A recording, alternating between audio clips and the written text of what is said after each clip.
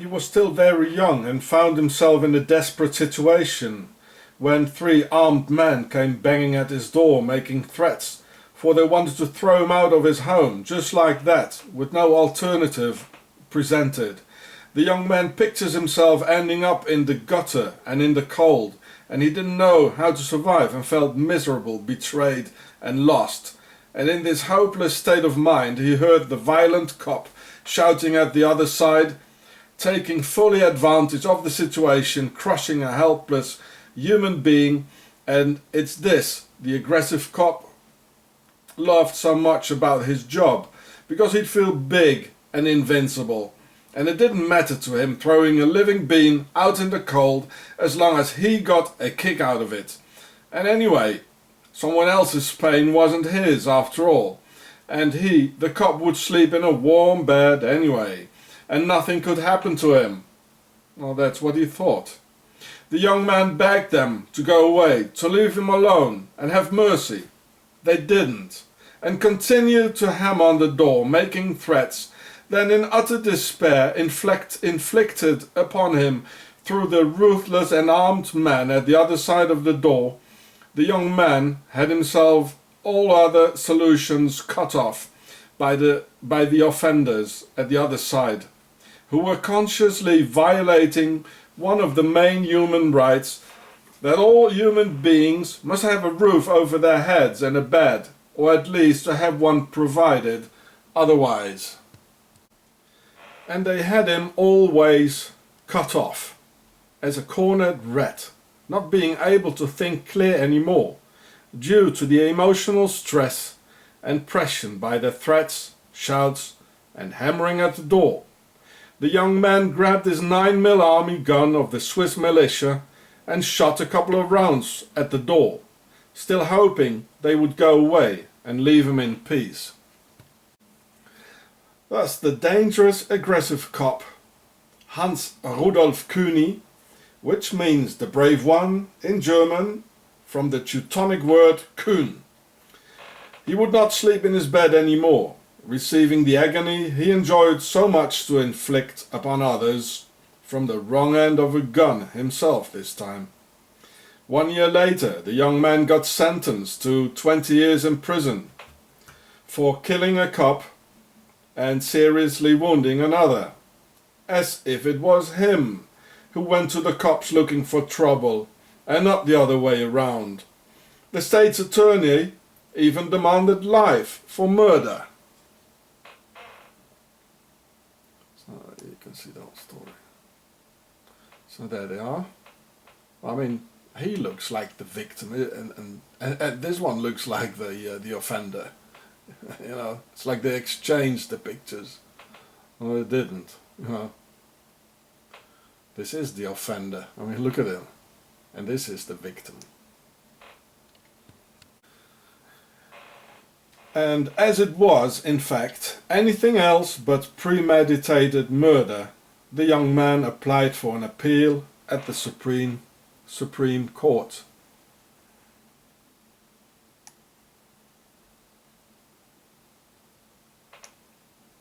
And it was this, the criminal local Nazi court and their local Bernese Nazi police had to prevent at all cost.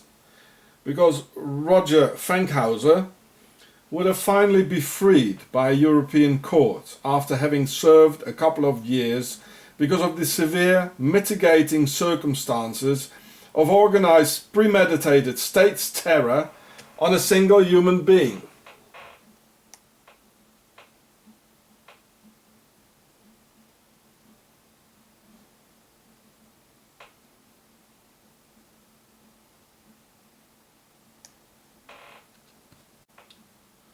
So they found the young man dead in his prison cell just after Christmas 2013 on December 30th, and they say he just died all by himself of natural causes.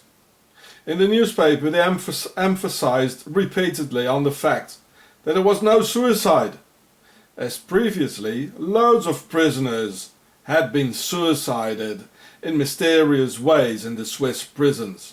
As I've pointed out in my videos, and written about in international newspapers. So now they have them die of natural causes, because normally the natural death cases don't make it into the newspaper, and all those suicides over the past years got a bit conspicuous. So just in time for his appeal case for the Supreme Court, they had him natural caused, if you know what I mean. A completely healthy young man of just 37 years just died away mysteriously shortly before his appeal case in an era in which science has made everything possible, including a silent, inconspicuous, convenient death. And these crime cops came to arrest me again, only a few days earlier, on Tuesday, December 17th, 2013 at 16:30 hours, to which I refused as my baby daughter and young children were there, and one of them was ill. Now realizing they probably saved my life that day, just before Roger Fankhauser was found dead in his prison cell. The Swiss are very capable of killing an entire family if they have to. Well, if that happens, or if I would die of some natural causes in a prison cell or a police station, then you know it is not true. By any means, the Swiss prevent any immigrant cases against the Swiss state and human rights cases to be extended to a Supreme Court, or even worse for Switzerland, a European or international court. This way they can apply their dictatorship laws, never lose any cases, continue to murder and terrorize hidden behind the Swiss Nazi laws of silence, and keep the picture of a clean, honest and neutral country to the outside. And we all know now what the outcome of the autopsy of the young man will be, considering the recent manipulations of some Swiss laboratories who claim that Yasser Arafat was poisoned by a polonium radioactive poison in order to stir up the Middle East. Whereas all other international labs of France and Russia revealed this Swiss trickery of their laboratories. On January 6, 2014, the Swiss National Bank in Zurich stated that they had made a loss of almost $10 billion. That's 10,000 million dollars. Now, that was the bank I filmed with all those Swiss reptilians on it. So that's a huge amount of money. And thanks to Obama, he did it. For which other presidents got JFK'd for. JFK'd. So in the near future we will see some more unpredictable acts of this alpine base of evil. And I hope the NSA will be there to keep an eye on him. So we can see how Snowden, he got assigned in Geneva, well we all know it, but he got pulled over by Octagon, I tell you. It has all to do with the Swiss banks and the IRS.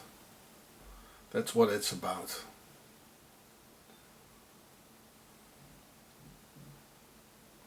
So dear Russians, just throw him out, this guy. He's working for the Swiss banks, the snow job.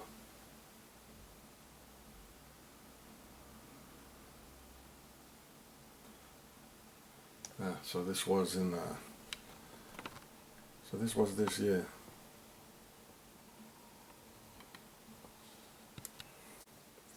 The young man was found dead in the high security prison, which I filmed a couple of times, which is only a few miles away from where the violent cop died, where the other cops and relatives live, and in the same area of the court and everyone else involved.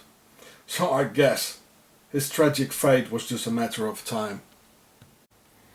Even the pictures in the newspapers clearly show who the victim is and who the aggressor, and both are dead now. So the cop below, well, he looks like the aggressor, like we see the comparison of pictures normally like in a newspaper, and the guy above, well, he looks like the victim, and actually he was, you know. It's so clear, isn't it? So here we can even read it. Under the victim it says he is the offender, because, you know, the picture shows so obviously he's not the offender. I mean, look at him, look at this guy, he's not the offender, but, you know, the newspapers wants us to make us think this way. And under this guy here, and look at his black eyes, it says he's the victim. No way he's the victim, look at him. And these strange black eyes can be seen a lot in Switzerland, as the grey eminence François Junot and user Marino Delfino, he enhanced it, which I'll show you now. I already showed it. It was a possessed guy, like, you know. It's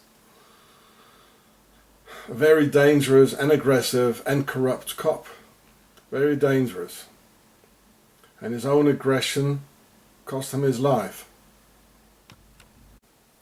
So here, user Marino Delfino enhanced these black creepy eyes of the aggressive and corrupt dangerous cop. And these black eyes can be seen a lot in Switzerland, as Octagon's grey Nazi eminence of Octagon, François Junot, displays them. And well, I mean, this guy was extremely dangerous. I mean, look in his eyes. He's even shape-shifting. And he knew Hitler. He was a personal friend of Hitler and of Amin al-Husseini. So after the war, when Mr. Ulrich Wille, the other grey eminence, so he took over the position. He started, because the Germans were just tired of wars and all that, and bloodshed. So they they found the Arabs to do the dirt, or some of them, not all of them, of course, and infiltrated Islam.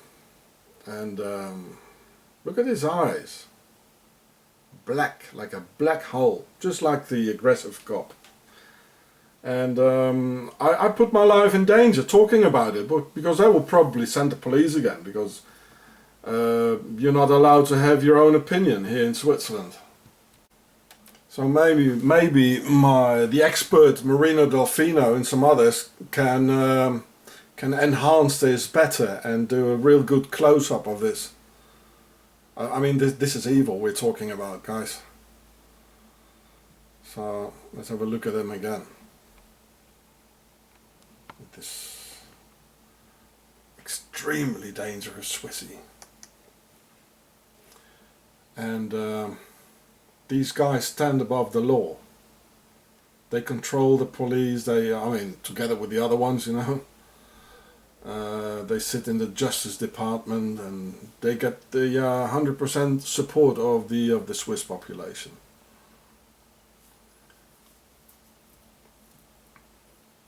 I think later on here you can see him like what people call shape-shifting. You see, like when he turns around. I'm not an expert in this. I don't really know, but look, now it's coming.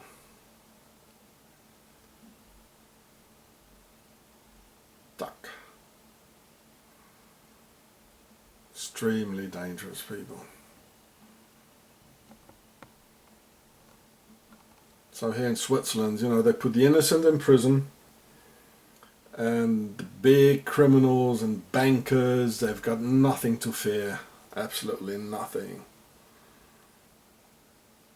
The grey eminence of Octagon. It is. He knew Himmler, he knew them all, personally.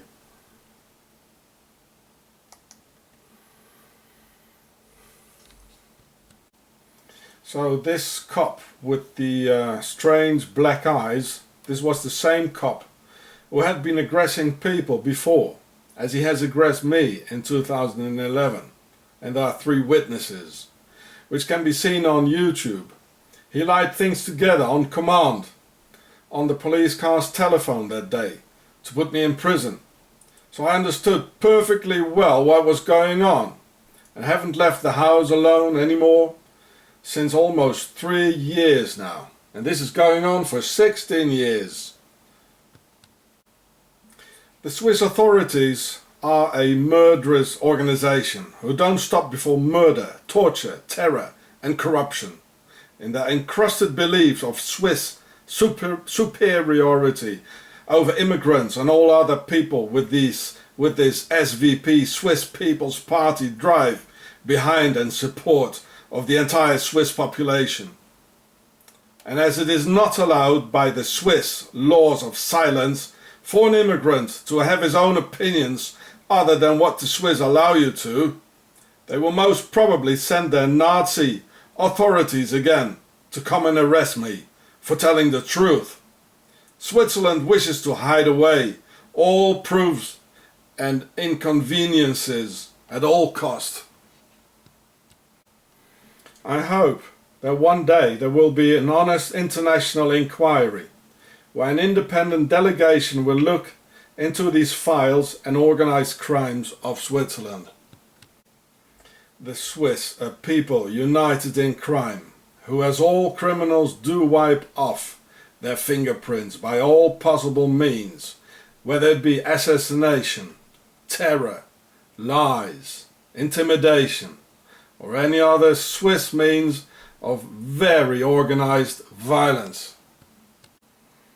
Dear Roger, I made this film so your tormented soul may rest in peace, and at least some people will remember the real story, and hopefully one day the truth will prevail.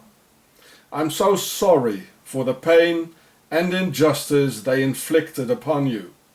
You will be remembered.